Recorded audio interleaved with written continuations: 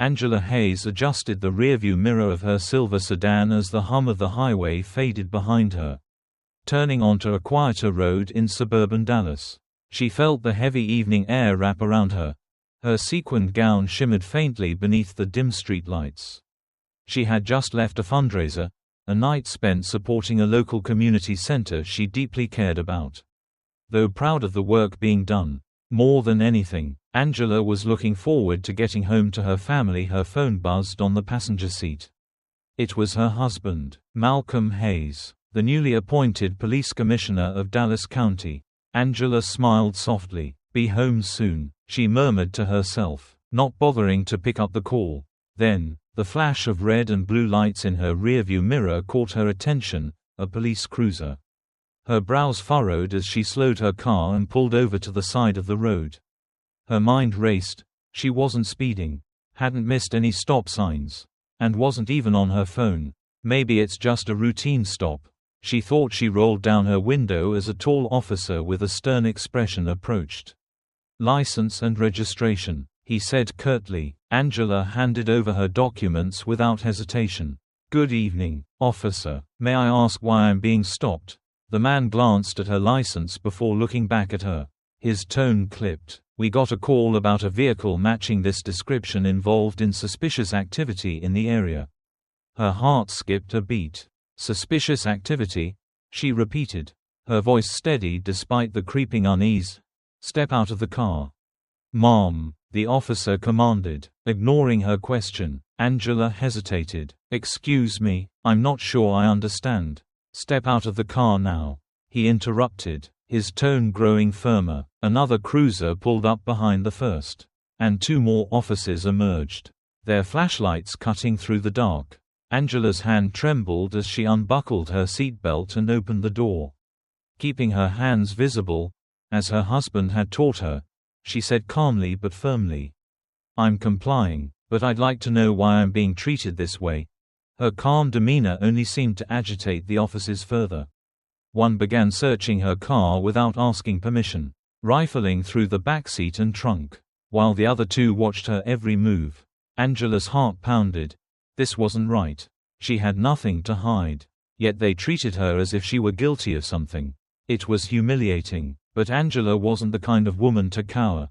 "I'd like to call my husband," she stated, her voice cutting through the tension. One officer scoffed. "You can do that after we're done here." Angela's jaw tightened, but she remained silent. She didn't want to escalate the situation. Instead, she silently prayed that someone would intervene, that this ordeal would end before it spiraled further. Little did she know, the situation was about to take an unexpected turn. Standing by her car, the cool night air brushed against her arms as she watched the officers rummage through her belongings.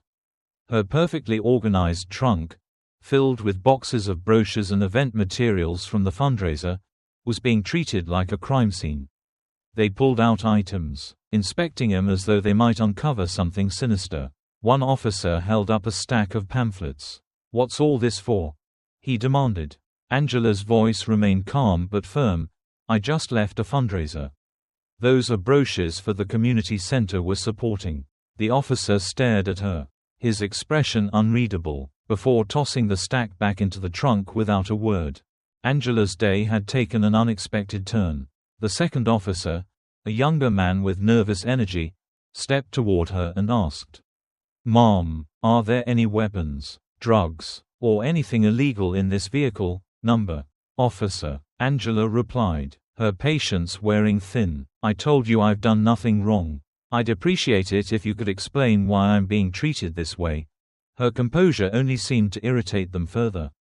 "We're just doing our job," barked the older officer as he slammed the trunk shut. Glancing at her phone, still on the passenger seat and buzzing again with an incoming call from Malcolm, Angela asked, "May I retrieve my phone to call my husband now?" The officers exchanged glances. "No sudden movements," one warned, as if she were a threat. Angela fought the urge to roll her eyes but complied, carefully reaching into the car to grab her phone. The officers even seemed almost disappointed that nothing about her behavior justified their suspicions. "We're running your plates and license," one said as he stepped away, crossing her arms. Angela watched as the second cruiser's spotlight illuminated her car, the scrutiny, the assumptions, the complete disregard for her dignity. It was infuriating, but she kept her cool, knowing that any sign of frustration could be twisted into a reason to escalate further with steady fingers.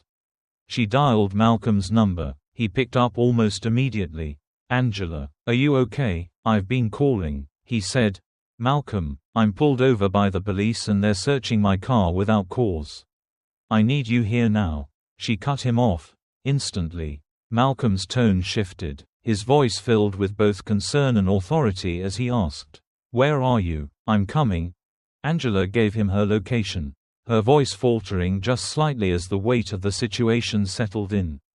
"Please hurry," she pleaded. She then noticed the officers watching her closely, their postures stiffening. They didn't know who she had called, but something about her confidence seemed to unnerve them. Minutes passed, each one feeling longer than the last, while Angela remained silent, standing tall despite the humiliation. A few cars slowed down as they drove by, their occupants rubbernecking to see what was happening. Then, she heard the sound of a car pulling up. A sleek black SUV rolled to a stop nearby, and its driver's door swung open. Out stepped Malcolm, his tall frame exuding authority, his face a mask of restraint barely concealing his anger. What happened next was something neither Angela nor the officers could have anticipated. Malcolm Hayes wasn't the type of man to lose his temper easily. Years of experience as a public servant, and, most recently, his role as Dallas County Police Commissioner, had taught him the value of control, even in the most heated situations. But tonight, seeing his wife standing on the side of the road surrounded by officers, with a look of defiance masking her unease, something inside him burned. He stepped out of the SUV and closed the door firmly, the sound cutting through the tense air. The officers glanced at him, their guarded expressions betraying their surprise at his confident stride. Dressed sharply in a tailored suit, with his police badge clipped to his belt and glinting under the streetlights, he spoke calmly yet firmly. "Good evening. I'm Malcolm Hayes, Dallas County Police Commissioner. I want an explanation for why my wife is being detained and her vehicle searched without cause." The older officer, the one clearly in charge, straightened his posture but didn't quite meet Malcolm's eyes. "Sir, we're conducting an investigation. We received a report of suspicious activity involving a car matching this description, a sedan driven by a well-dressed woman coming from a charity event." The night crackled with tension as each party awaited the next move. "Realize you're speaking to Angela Hayes, my wife," the younger officer said, shifting uncomfortably as he glanced at his partner. The older officer cleared his throat. "We weren't aware of her identity, sir. We were just following protocol," he explained. "Protocol?" Malcolm repeated, his voice rising slightly. "Since when does protocol involve searching someone's car without their consent or probable cause? Did she give you permission to do this?" A heavy silence followed. "That's what I thought," Malcolm said, stepping closer. His presence was commanding, and the tension among the officers was palpable. Bystanders had started gathering, some holding up their phones to record the incident. The flashing police lights bathed the scene in an eerie red and blue glow. Finally, Angela spoke in a steady tone. "Malcolm, they wouldn't even let me make a phone call at first. They've been treating me like a suspect from the moment they pulled me over." Malcolm turned to her, his expression softening for a brief moment before hardening again as he faced the officers. "Do you have any idea what kind of liability you're exposing this department to? You're harassing an innocent citizen, my wife. No less, without justification. This isn't just unprofessional, it's unacceptable." One of the officers, clearly feeling the heat, stammered, "We were just doing our job. Sir, we didn't mean." "You didn't mean." Malcolm cut him off sharply. "Your actions suggest otherwise. And those cameras," he said, gesturing to the growing crowd of bystanders recording the scene, "will ensure there's no spinning of this later. You're going to explain yourselves right here, right now." The officers exchanged nervous glances, clearly unsure how to proceed. The older officer stepped forward, attempting to regain control. "Commissioner Hayes will need to de-escalate the situation.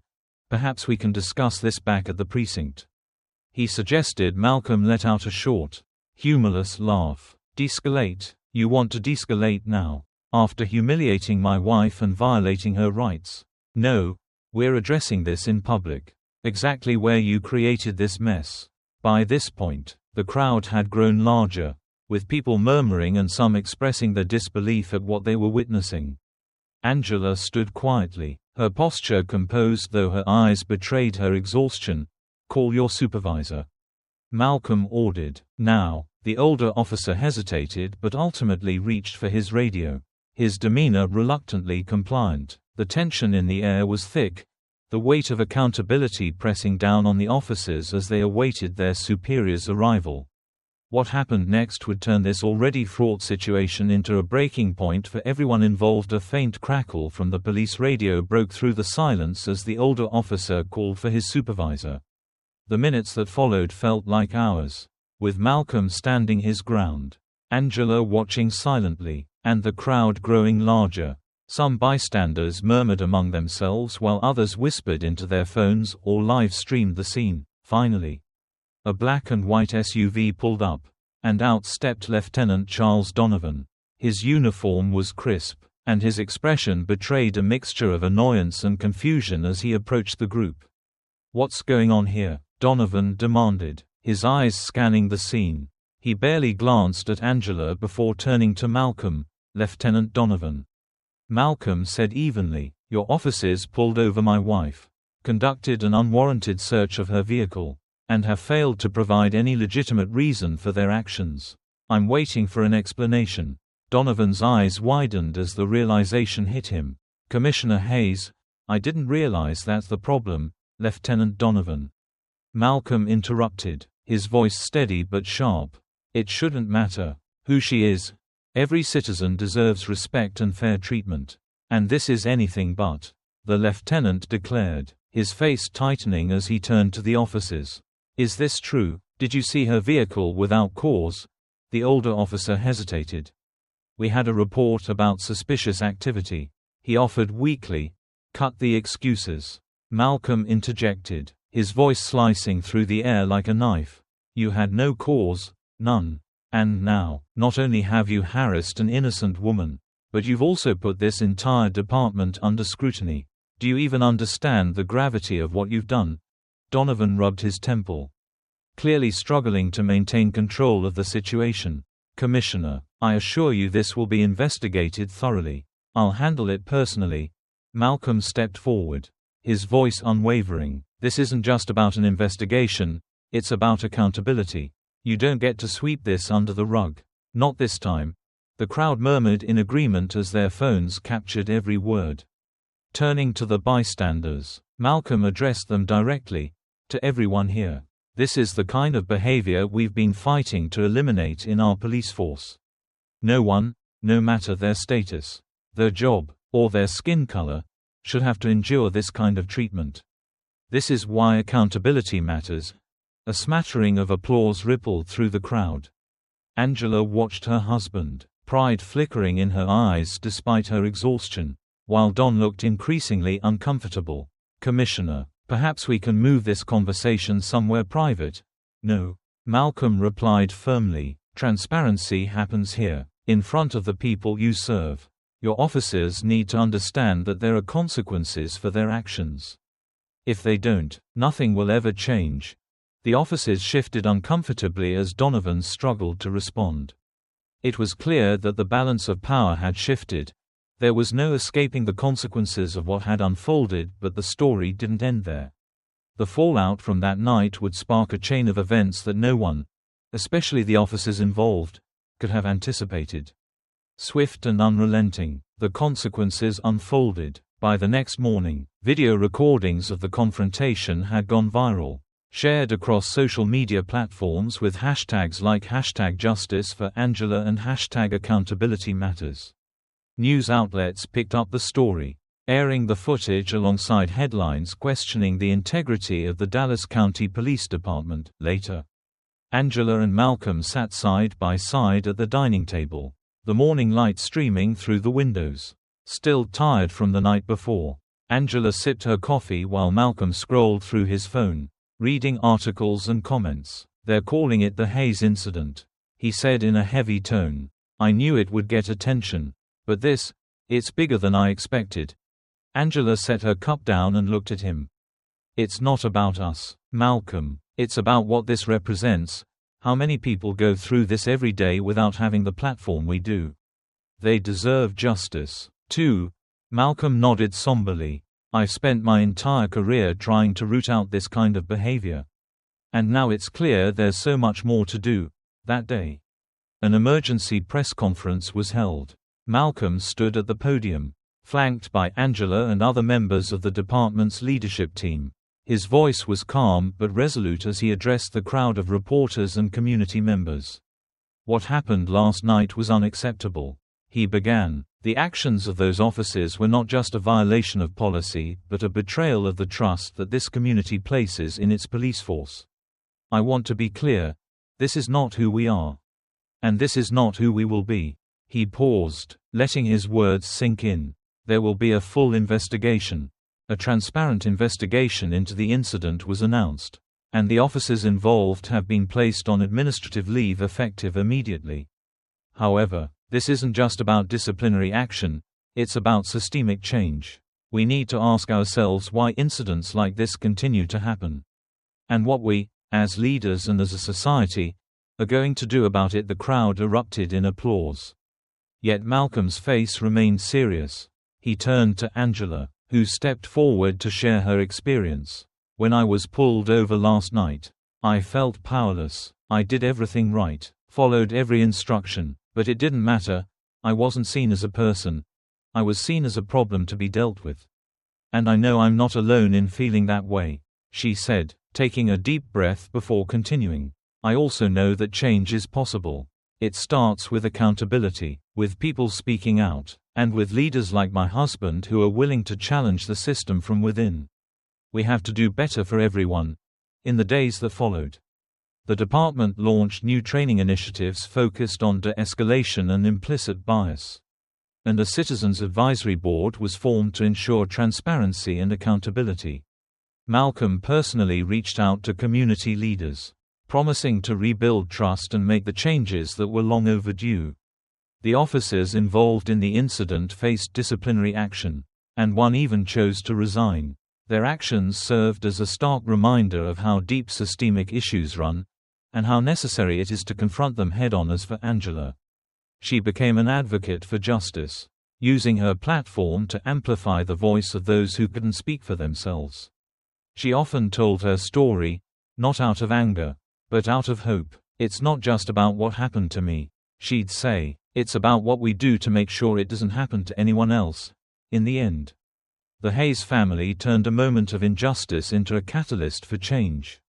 It wasn't easy, and the road ahead was long, but they faced it together with courage, conviction, and an unwavering belief that a better world was possible. And that's the lesson we all need to take away. Real change starts with accountability and the courage to stand up for what's right, even when it's uncomfortable. So ask yourself, what can you do to make a difference? Start today. Speak up, and push for change, because every voice matters.